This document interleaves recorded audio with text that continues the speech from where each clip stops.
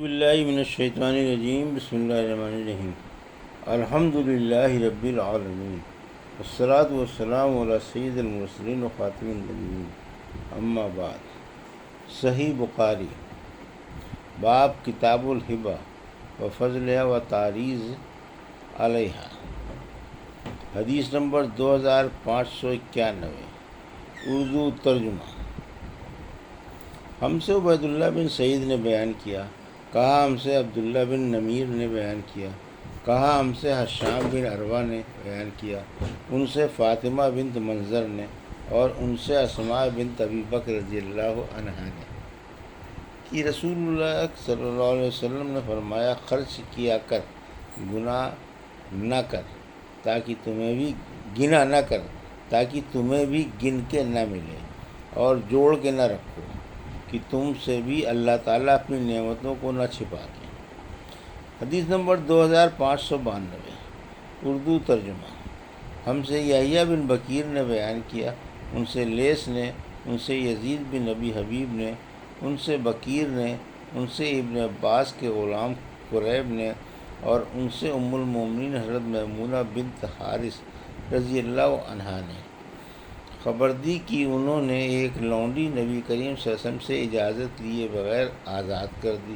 پھر جس دن نبی کریم صلی اللہ علیہ وسلم کی باری آپ کے گھر آنے کی تھی، انہوں نے خدمت نبوی میں عرض کیا، یا رسول اللہ، آپ کو معلوم بھی ہوا میں نے ایک لونڈی آزاد کر دی ہے۔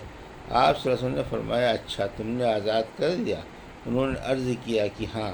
فرمایا کہ اگر اس کے بجائے تم نے اپنے ننیحال والوں کو دی ہوتی تو تمہیں اس سے بھی زیادہ ثواب ملتا۔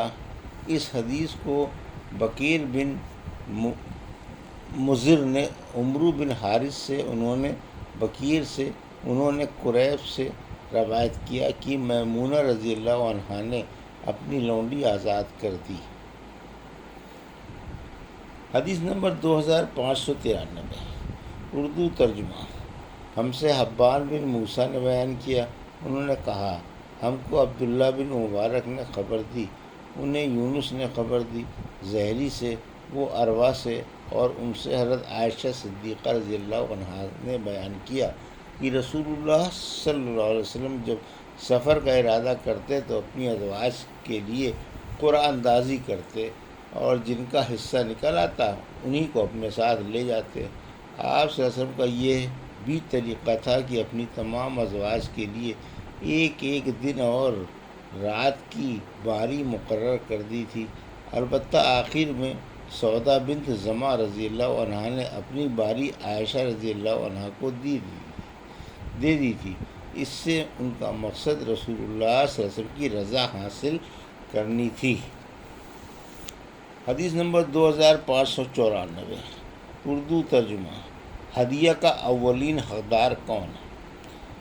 اور بکر بن مضر نے عمرو بن حارث سے، انہوں نے بکیر سے، انہوں نے ابن عباس نصر کے غلام قریب سے بیان کیا کہ نبی کریم صلی اللہ علیہ وسلم کی زوجہ مطہرہ میمونہ رضی اللہ عنہا نے اپنی ایک لونڈی آزاد کی تو رسول کریم صلی اللہ علیہ وسلم نے ان سے فرمایا کہ اگر وہ تمہارے ننیحال والوں کو دی جاتی تو تمہیں زیادہ ثواب ملتا۔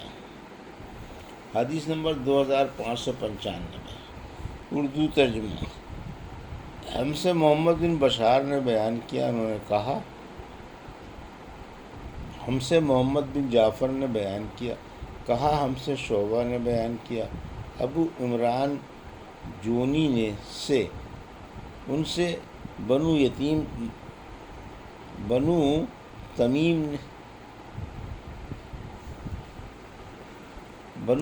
بن مروہ کے ایک صاحب طلحہ بن عبداللہ نے، اور ان سے حضرت عائشہ رضی اللہ عنہا نے بیان کیا کہ میں نے عرض کیا، یا رسول اللہ، میری وہ پڑوسی ہے تو میرے دو پڑوسی ہیں تو مجھے کس کے گھر ہدیہ بھیجنا چاہیے؟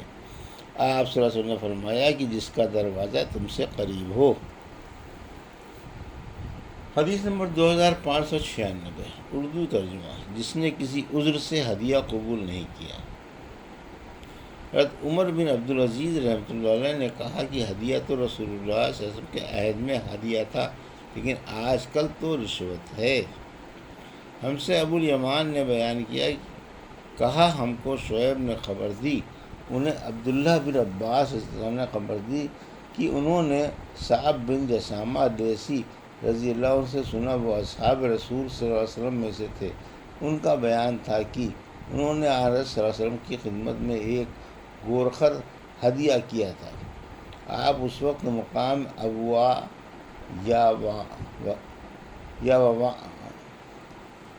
ابو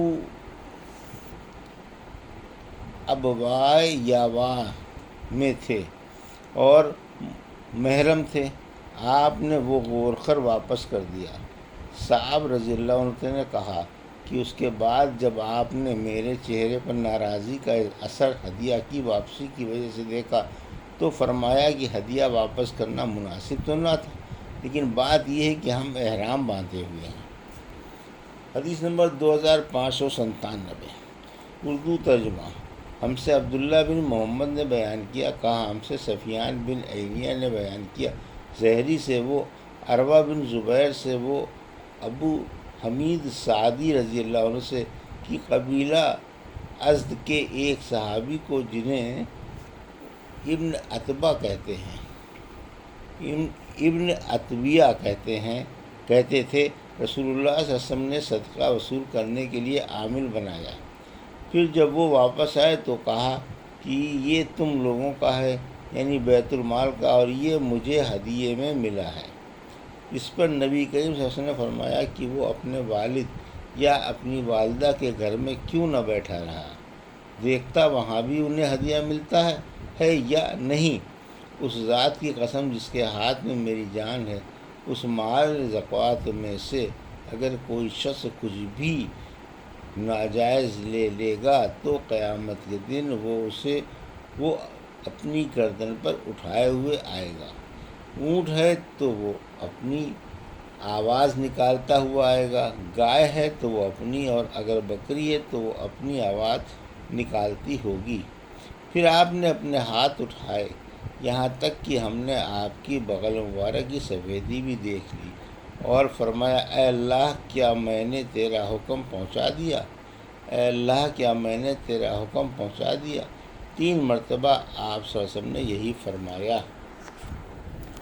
یہ تھی صحیح بخاری، باب کتاب الہبہ و فضلہا و تحریض علیہا کی حدیث نمبر 2591 سے 2597 کا اردو ترجمہ جو ابھی آپ نے سماعت فرمایا۔ اللہ سے دعا ہے کہ اللہ میں حدیثوں کی صحیح سمجھ عطا فرما اور ان پر عمل کرنے کی توفیق عطا فرما، آمین یا رب العالمین۔